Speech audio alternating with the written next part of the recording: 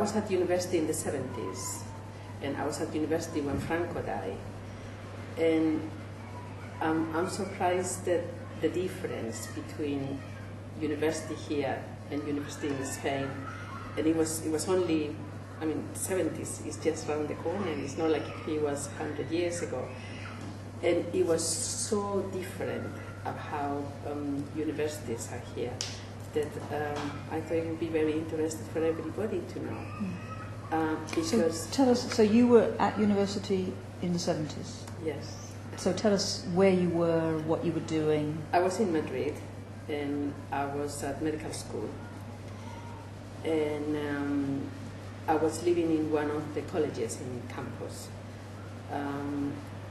Most universities in Spain, I think it was at the end of the 19th century probably, they sort of copy a little bit the English system, but in the way of Oxford and Cambridge.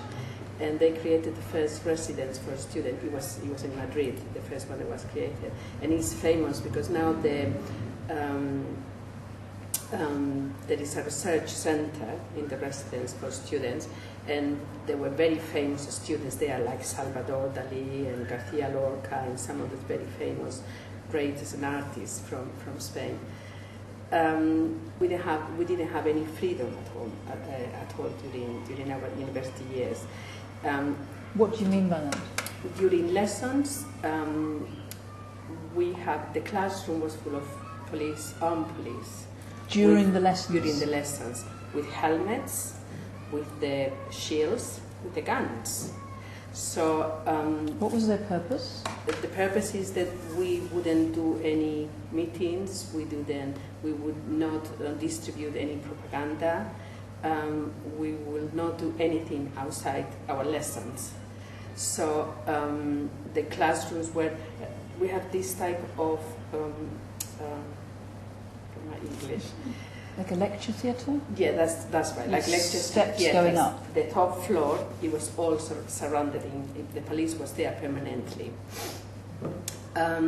Outside, in the halls, in the cafeteria, you have police everywhere. Outside in the campus, outside the buildings, you have them in horses. I got to hate horses because they used to run after students to beat us with sticks.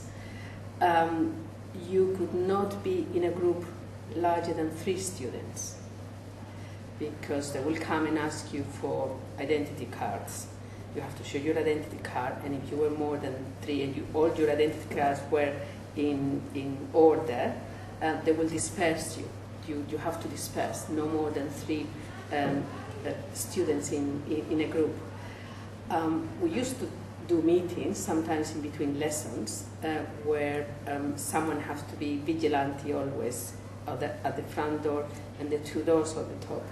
And if anyone came saying they're coming, they used to wear a grey uniform. We used to call it the grises. It means the grey ones. And someone came shouting, "Oh, the grises are coming." We will change the subject of the meeting. We didn't have a students' union.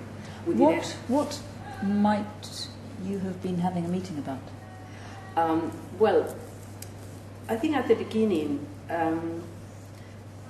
as just at university, you are very altruistic, and well, we were all members of the illegal Communist Party, of course, and they will organize meetings at the university, and in the colleges.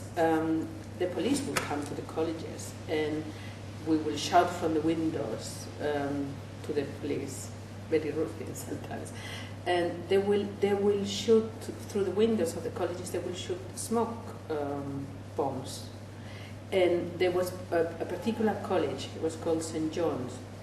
That it was famous because lots of radical students would try to find a way to stay in that college. And I had cousins in another college nearby. At the entrance to this college, it was a long corridor with a cover for the rain.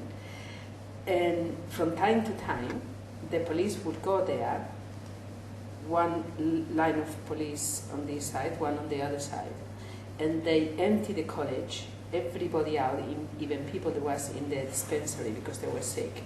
And they were just beating them as they came along in between the two lines of police. And sometimes from the college next door, that it was a boys' college, we took photographs of that. But we were so scared about, we used to develop the photographs in the lab in the college. And we were so scared that nobody wanted to have the photographs in their rooms. And we ended up destroying them because we were scared about being caught with those photographs. You would be beaten up. I mean, there is a building in Puerta del Sol. I don't know if you've been in Madrid. In Puerta del Sol, there is like the base of the police department there, like the Scotland Yard offices here in London. But the basements, they had such a bad reputation, the basement on that building, because that's where students or anyone that criticized the government would end up being beaten. And sometimes because sometimes they didn't need to, after beating you out, they didn't need to send you to prison. They would just beat you out. And when your friends were beaten up and they returned to college, presumably you just not discussed. You wouldn't be allowed back to university. You couldn't take any more exams if you were in the middle of your course. No, you wouldn't gain admission again in your course. So that's why people was very scared, because you wouldn't be able to come back to what you were doing. Once changes started to happen at university, there were lots of confrontations between different groups, because then you have something called the Guerrilleros de Cristo Rey. They were very ultra-right followers of Franco, and those they could be quite violent. You would recognize this because they used to wear, the Swiss coats, the green coats, the big, I don't know if they have a particular name, but that was the uniform that they used to wear. All of them would wear those coats. The green, heavy green, the Loden coats. Yes, that's right. Yeah, that was the trademark of this ultra-right group, and you didn't want to confront any of them on the street. But then you have also the anarchists, the very, very extreme left or unruly ones that. And sometimes there were lots of confrontations. Once they were legalized, all the groups were legalized, there were lots of confrontation in the street.